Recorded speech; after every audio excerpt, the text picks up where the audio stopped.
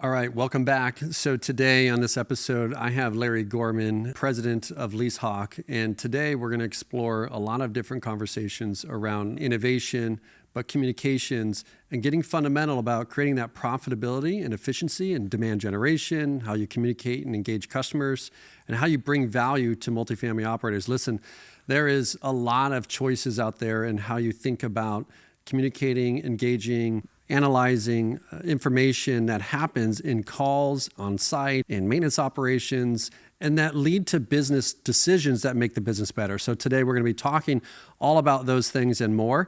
Larry Gorman is somebody that I value highly when he speaks. We don't get the opportunity to spend as much time as we'd like. He's part of the Multifamily Innovation Council, and he contributes in those meetings every Friday in ways that we're just so privileged to have. So today, I welcome you into that conversation. Larry, welcome in. Glad to be here, Patrick. Good seeing you. I love what you've done with this whole space. It's very innovative. Yeah, it's one of those things, and you know this, we didn't set out to design that. It was more like the listening, like how do you increase the value of the things that we need to do in the frequency of how the world's moving today. And so I know you guys have been designing and building products similar for many years in multifamily, but take us back to who Larry is, because I know you've joined LeaseHawk a few years ago, many years ago, and you've made some incredible innovations there, and I know you have a great team to pull all this off. But take us through who you are, why you're at LeaseHawk, because some of our listeners haven't yet enjoyed that experience yet. Oh, thank you for that, Patrick. Well, my background is purely in technology. My earlier days in my career was in the hospitality industry, and I was leading a team that was building out one of the industry's early cloud-based property management systems. This was back before, when everything was on-premise for the most part, and the idea of moving things off-premise and into the cloud was kind of scary to some operators, losing control of the data, having to rely on a browser to access your information instead of a trusted application. And it was something that we led for this company, and it was very successful for us, and it became a competitive advantage in our industry. And so we decided to carve that out and make it its own commercial offering that we would make available to the entire industry. So I did that for a number of years, and then had an opportunity to apply the lessons learned from that experience in the single family space, where I was the head of technology for one of the larger players in single family. And a lot of the things that we saw in hospitality that we had spent 10 years tackling were things that we were anticipating to see in single family, and it equally applies to multifamily. So one of the early innovations we did in single family was trying to solve the problem of maintaining the expected operating margin. So a challenge with single family is every one of your units, you have to hop in the car and drive from house to house, unit to unit, in order to help with leasing, in order to help with maintenance and with turns. And relative to the multifamily operators, that was a challenge. And so to get the efficiencies needed, one, you had to build tremendous scale, but you also had to build really efficient workflow and process, and you had to leverage technology as much as possible so that you could overcome what we would call the windshield problem. And that was very successful. One of the things that we did early on was move to 100% self-guided tours so that leasing agents didn't have to show up at a house and coordinate times with prospects looking to tour a home. Because if anybody was late, whether the leasing agent was late or the prospect was late, it could throw your whole day off. It'd be like going to a doctor's appointment for 2:00 and not actually being able to see him until 3 or 4, because you start to back up your appointments if the first one of the day falls short. And so moving to a self-guided option where prospects could go on to a portal, register for a tour, get the code to access the house, and then provide their own tour without relying on a human was a game changer. And it was early in the industry. Not many people were doing it. And then having a centralized regional leasing office was another big deal. It's obviously impractical for every house to have its own on-premise leasing office. And like in Phoenix, for example, we had several thousand homes that were all being rented out of a single leasing office here. And in every region in the US had their own leasing offices. And those concepts that worked really well in single family out of necessity in order to make it a viable business model, they can easily be applied to multifamily.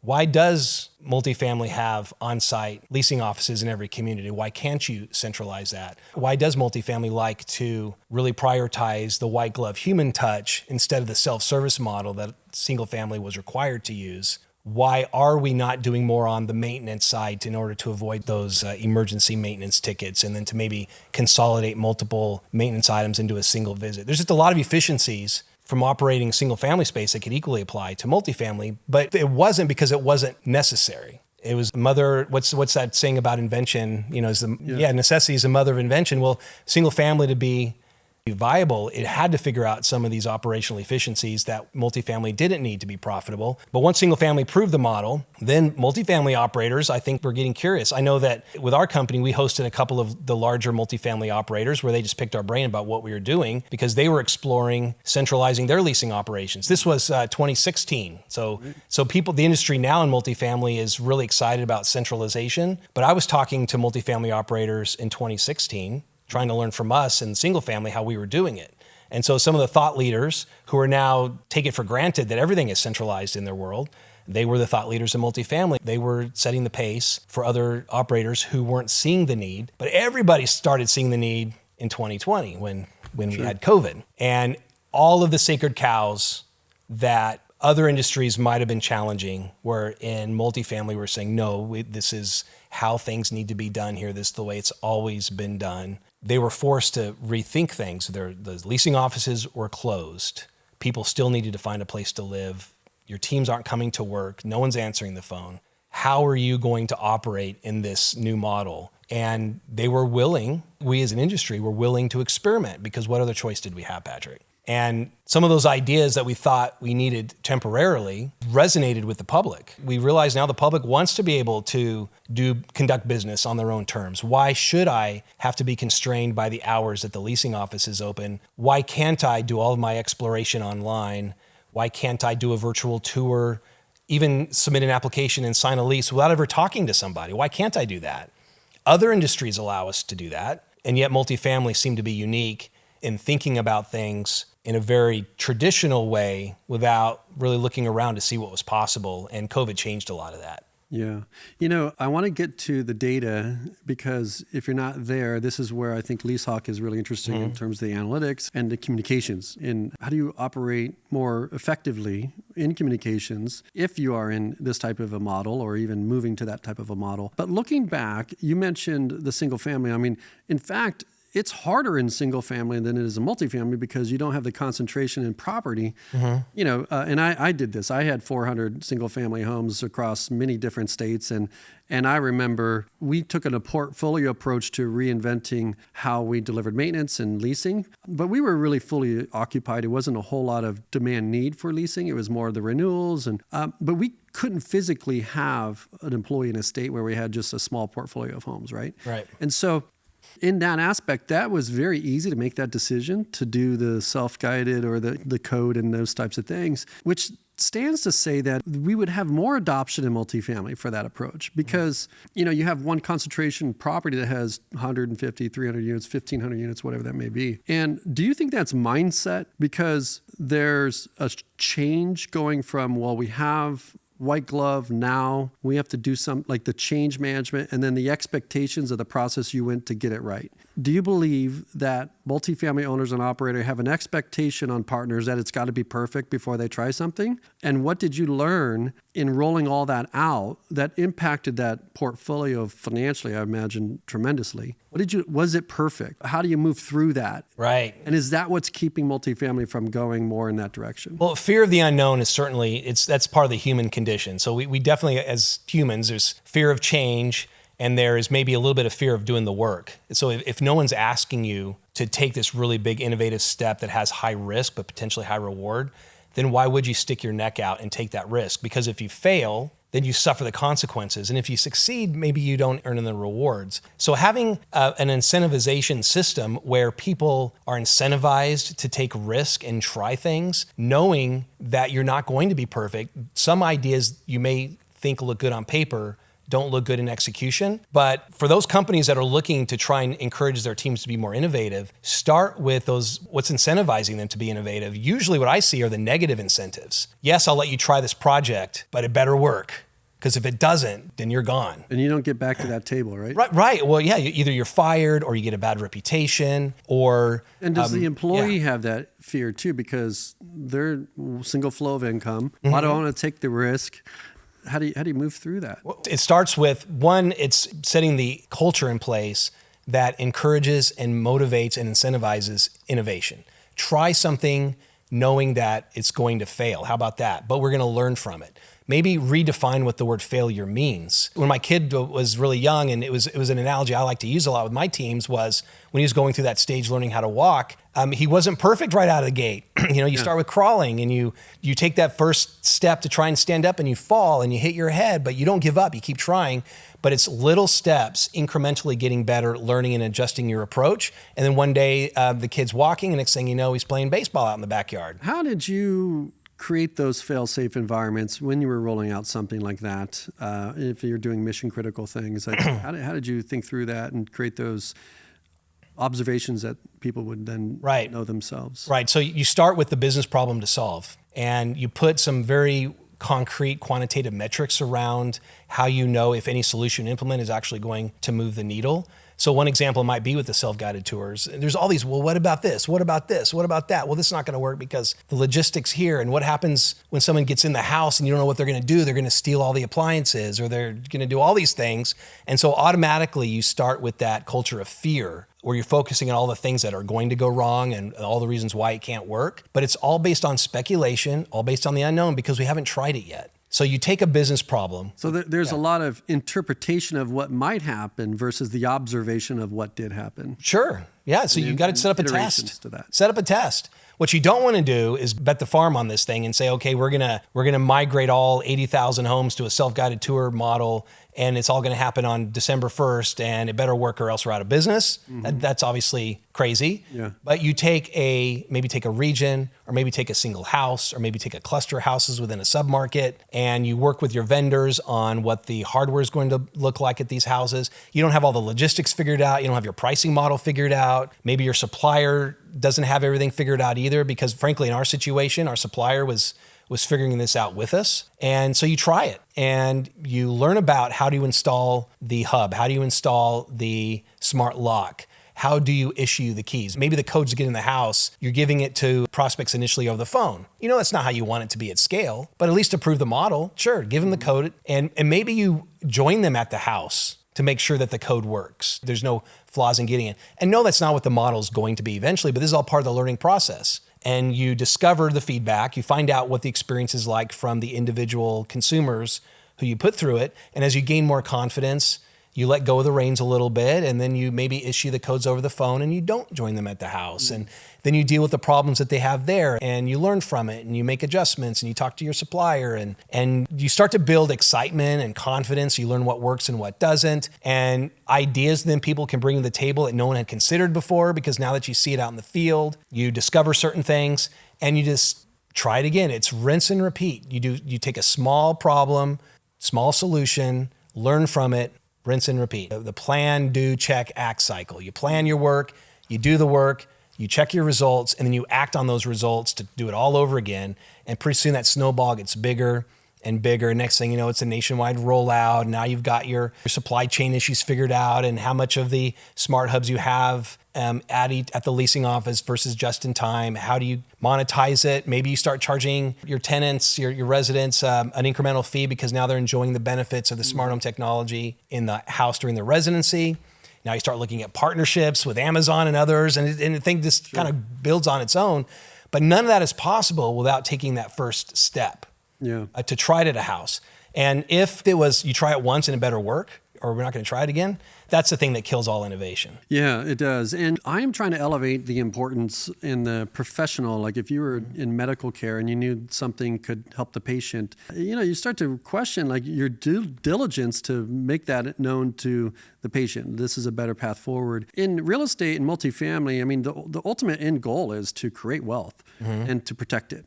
I mean, that's why that vehicle from an investment standpoint exists. And then you have like, well, how do you go about doing that? Well, you got to get the right people together. You got to understand the customer of the future, bring tech and people together. But the real estate operators today anchor into the gravity of the situation to get this right. So my mission out there is to allow, like these conversations I'm having with you right now is very innovative, very technical. Well, not even technical, but very much part of how leverage is in a business. So these really successful, no necessity, to your point, no necessity to innovate because they're very successful. So how do you get a company to change or do something differently when they're winning, right? And they're winning because they focused on debt, leverage, real estate fundamentals, supply-demand fundamentals, like almost half of the business.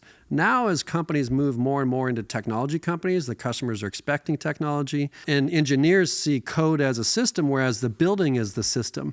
And as you're describing that, I'm thinking, how do we get the executives, the leasing agents, the operators, the maintenance, the people doing the work to see that as the opportunity to create that alpha, that difference between I'm this manager, but when I work with this group, they have this innovative process. They have this ability to fail safe. They have the ability to, when something breaks, they fix it quickly. They have the ability to bring in a great partner, work with them, all that stuff. And that, I believe, is the found money or the found opportunity. Knowing that, what do you say to an executive that is building that team to get the right people around them to do the things that you're talking about? Like, what kind of resources do they need to provide them? What kind of fail runway do they need to provide them? If they were to hiring the leaders in their, like building through people, how would you advise? Wow. There's a lot to unpack there, Patrick. If you're looking at individual contributors that you need to assemble on your team, I would say first start with who you've got. You may actually have a lot of talent that needs to be unleashed within your own teams, but you are not giving them permission to actually be part of the solution. So being more transparent with what your company is facing, being more transparent with what other industries are doing, maybe learning from them and applying the lessons that other industries have learned the hard way. You can benefit from all their mistakes and apply it to your specific situation, but start with your own teams. And the characteristics I'm looking for are folks that are naturally curious, who have a passion for learning. A question I like to ask in interviews is to ask them about how they learn and like, what books are you reading right now? Do you have any books open on Kindle or on your nightstand at home? What is it?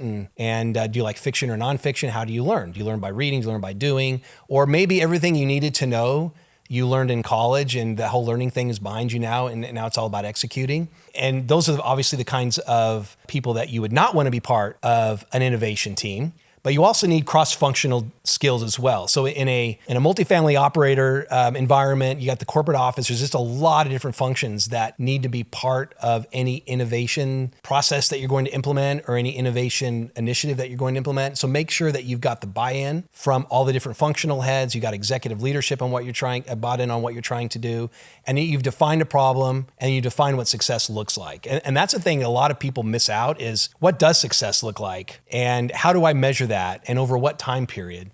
You've got to time box these things, Patrick, because these innovation projects could last forever, and you never know, like, what's the definition of when it ends? How do I know we've won? How do I know the thing is over? When can I move the people on to another project? And if you don't give people a win, then they start to get demotivated. They start to lose interest. The budget starts to get a little tight, and money gets reallocated to other projects. And then eventually then it fizzles from not having a well-defined definition. But I'm kind of getting off course here in terms of the question. But in terms of attracting the people, I'd say look in your own team, look at other industries that have done what you're trying to do, and maybe go find out who's done it and see if you can steal them and get them interested in the multifamily industry. Because obviously there's a lot to do here. And there's a lot when it comes to technology that we could be doing that we're not. And we're just now entering a next disruption of technology with artificial intelligence and all that it's going to do to disrupt multifamily. So anybody who's really interested in having a meaningful impact in their career to make a big difference in helping people find a great place to live, I mean, this is a pretty exciting place to be. Yeah, and it gets me to the speed of all of this happening so quickly in orders of magnitude from even the internet. Re-envision a lot of businesses. And it brings me to communications. And, even in what we're doing with the council with you every Friday and our annual meetings and things like that it's just the frequency and the repetitions and the touches that we can add into the equation. Otherwise, we retreat back to, let's do it, this other way. So let's go into communications now.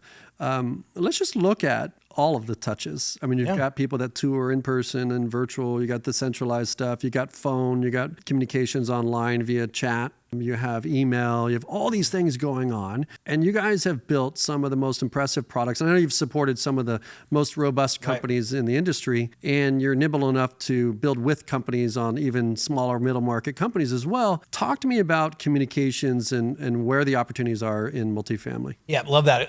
Let's start with going back to COVID, because that was really underscored the importance of the work that LeaseHawk and others in this space are doing. When COVID happened, people still needed to conduct business, but it was harder to communicate in the traditional ways, which would be over the phone or people sending emails back and forth. That was our forced necessity. Yeah. So out of necessity, when someone answers the phone, you spend all this money marketing your amazing community. You've got your prominently displayed phone number, and a prospect looking for a place to live and calls that number and nobody's there to answer. It's a wasted marketing investment. It's a missed opportunity. They're going to immediately pick up the phone and call somebody else. And now it's going to take you longer to fill that vacant unit. And so where LeaseHawk focused early days of COVID, we were just coming out with a virtual leasing assistant, a voice-based, chat-based, email-based, text-based assistant that could take the human out of that communication path. So when somebody was looking to lease a new apartment home, rather than having to have a conversation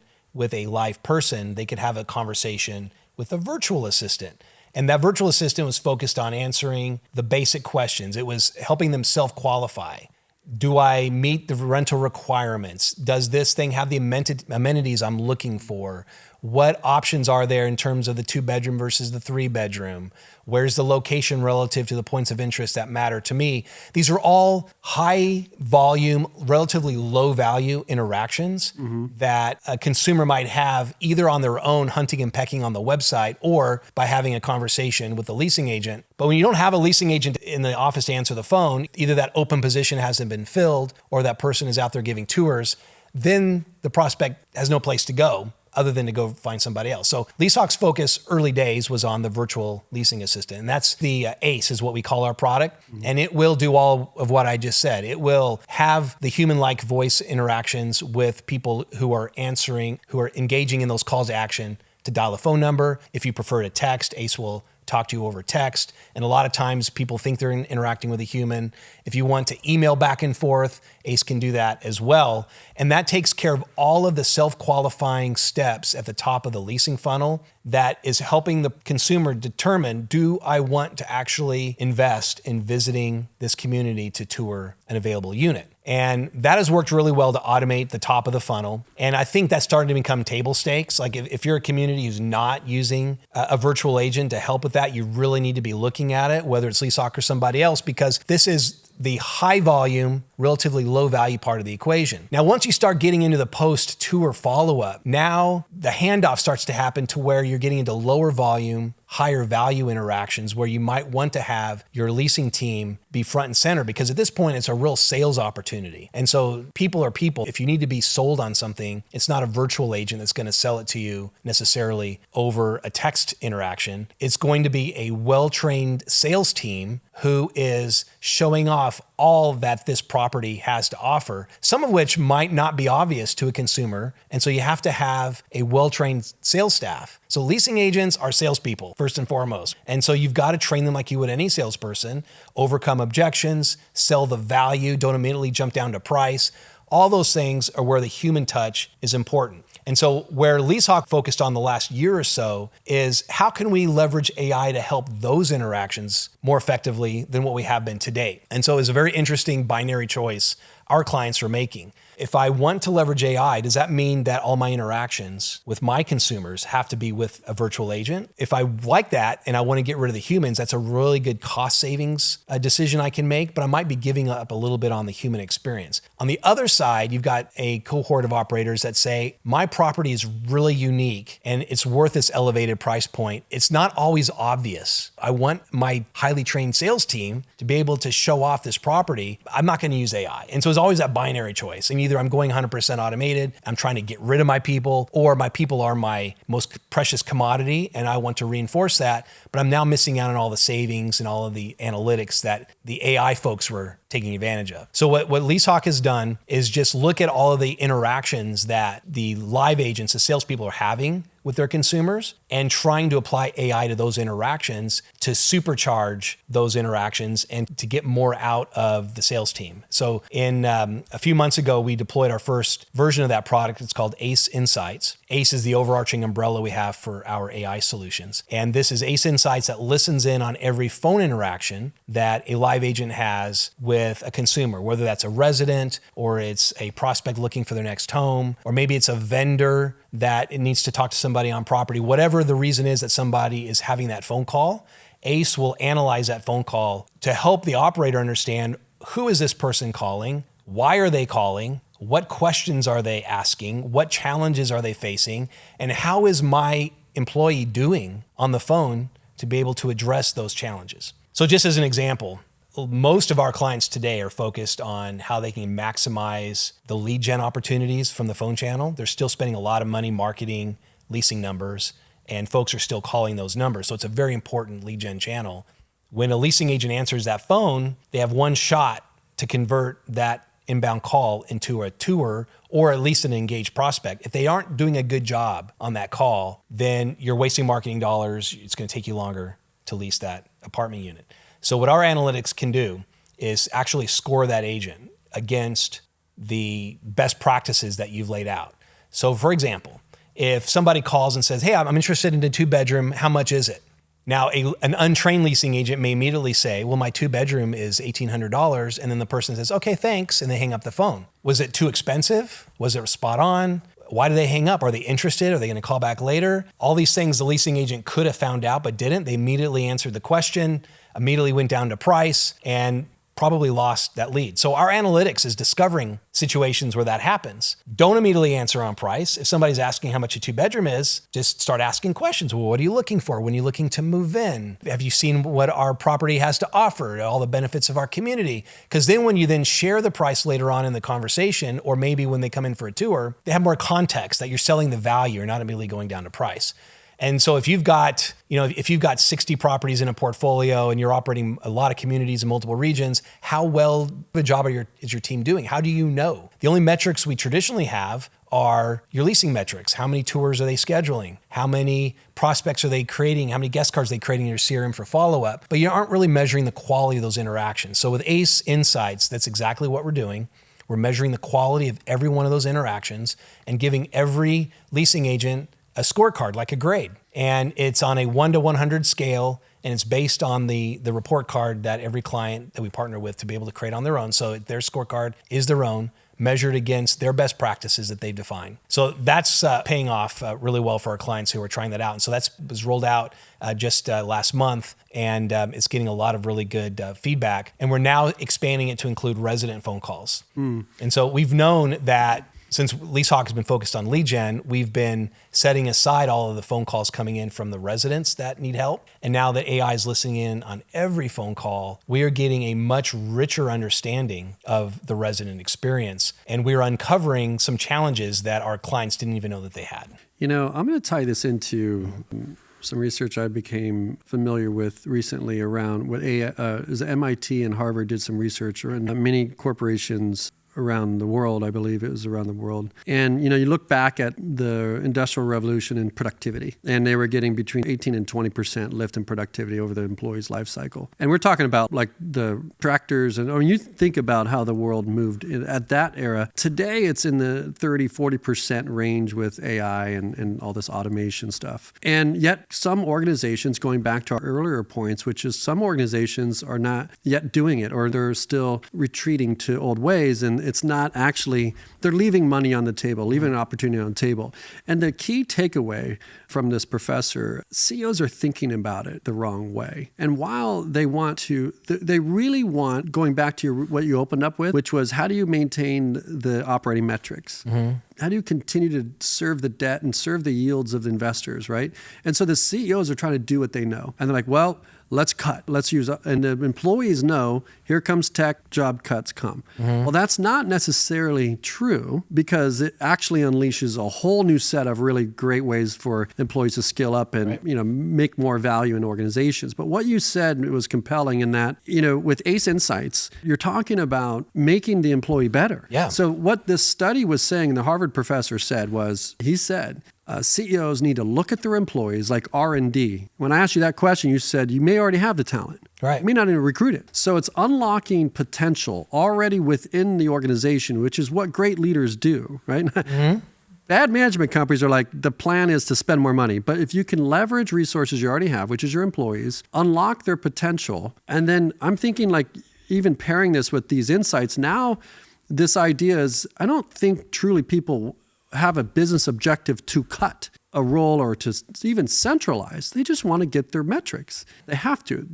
Constraints are upon them, all that stuff. And so if they are thinking about this in an expansive or an abundance mindset, or in a how do we get more productivity, more sales, more revenue out of what we already have, they may not even be rethinking the model of who's on site and all that stuff. If they're renting faster, renting more, and they're getting these closing ratios and those types of things in place. So it's almost like Ace Insights is more of the leadership stuff than even is the tech itself. It's like, what can I do with this information? How can I impact the organization and get the leasing velocity up and all that stuff? Yeah, it's about not speculating as to what you need to focus your time on. It's knowing where you need to focus your time. And the more quantitative analytics you have access to, that's more objective and less subjective, then the more right you're going to be.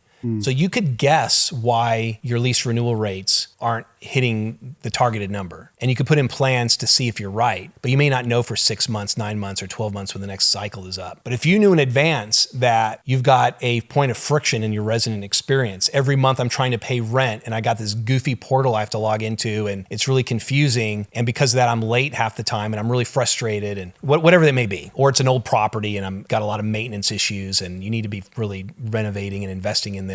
Your people may not be telling you that, especially if you're a more senior level person who has to think holistically across a lot of locations. How much of what's going on property is being surfaced up to help the senior leadership team make better decisions? Right. And it's not always easy. Sometimes it's not intentional. It's just that people are busy.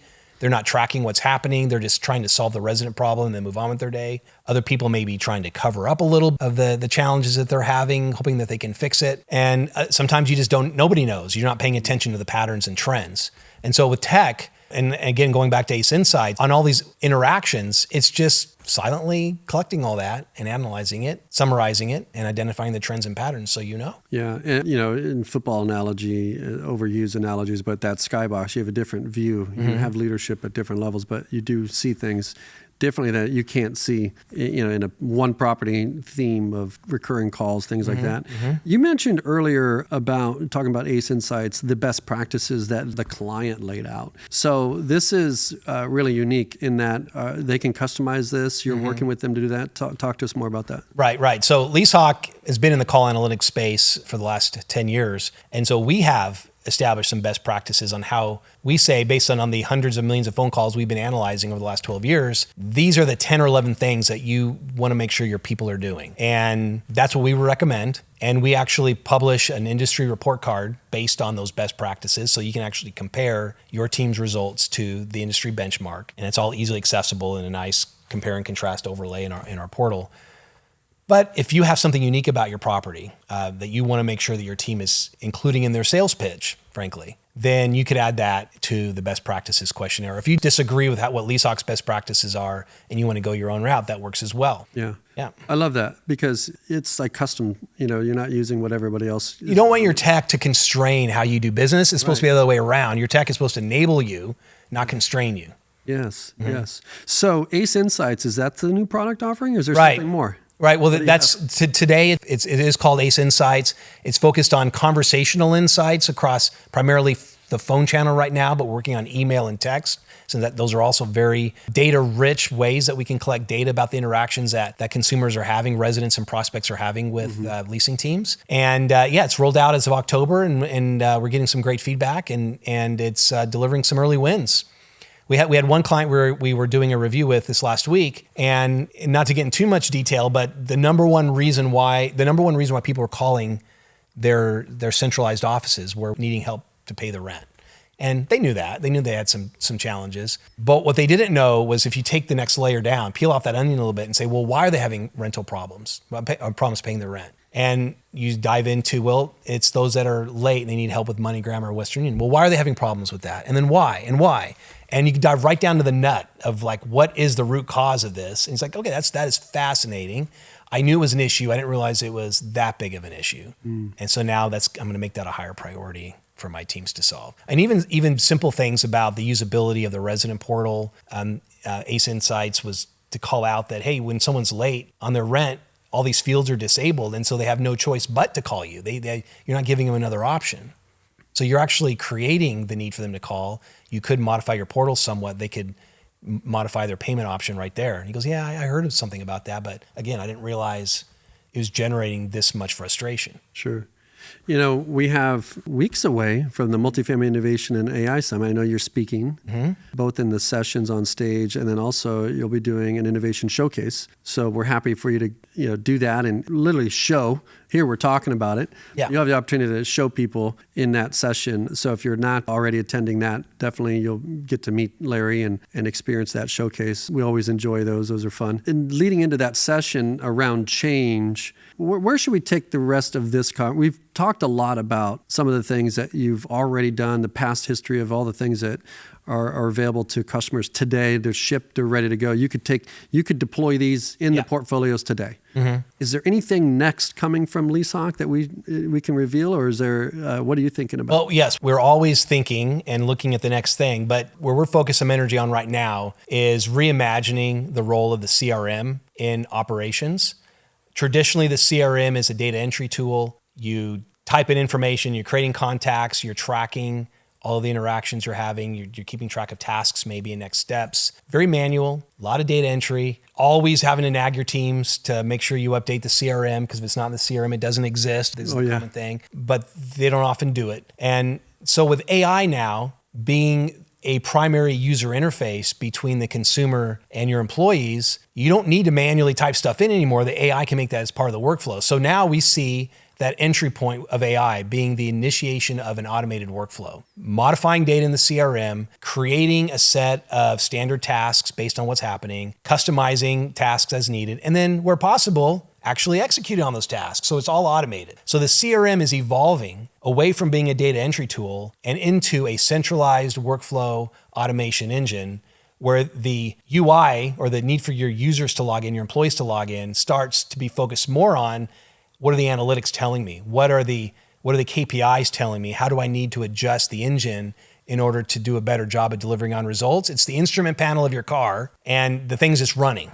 That's where it's going. Right. And we're putting a lot of thought into that right now. Yeah, and you never see that in the commercials. You see it towing the boat, or driving.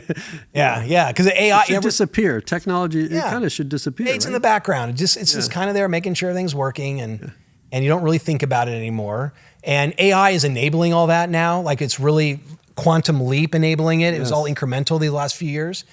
And that's just the thing I talk about with my team, is that AI is not the goal. Like, anyone here who may be listening or watching this and is thinking about their AI strategy, don't think about AI being the goal. It's just another tool. It's another way of achieving the goal, but you've got to define what the goal is. And it's interesting, Patrick, how hard it is sometimes for people to actually describe what is it they're trying to achieve in a quantitative way. Yeah. And once you can figure that out, then AI is just one of the many tools that you have to get there faster and to reimagine new solutions. And it is going to be unlocking tons of new solutions that just are not feasible right now. And that's really exciting for a company like LeaseHawk that is focused on AI, how fast it's moving, where it's going, how quickly it's going to get there. When is it going to become self-aware and it's going to become Skynet and start killing all the humans? I'll leave that for another day, but it's moving very fast. All the promises of science fiction 10 years ago, we're starting to see. And I think it's an opportunity for leaders to know new ways to get to that yield, get to that operating metric that at the end of the day, this investment vehicle was assembled for, right? Deliver that value to the customer, bring great people together, bring that tech together, and make the business better. I mean, keeping it simple. Yeah, and you mentioned the Innovation Council that we have, which is a fascinating forum because it's made up of people from different backgrounds. They have different roles serving real estate. Some are operators, some are providers, some are investors, marketing people, leasing people, right? It's all over. And collectively, we're really challenging each other to rethink the status quo. And I love one of the forums we had a few weeks ago where we were talking about the impact that AI is going to have just on role definition. And the theme we landed on was just acknowledging that there's a fear of people losing their job because of AI. And as such, they're naturally going to resist it. And by resisting it, they're actually harming their own career. And the takeaway we all landed on, it's not something we invented in that forum, but it just really resonated with the group, was no one is going to lose their job to AI. They're going to lose their job to people who are using AI. So if you're not the one using AI, you are going to lose your job. Right. And if you are using AI, it's going to unlock so much productivity and power in what you're currently doing.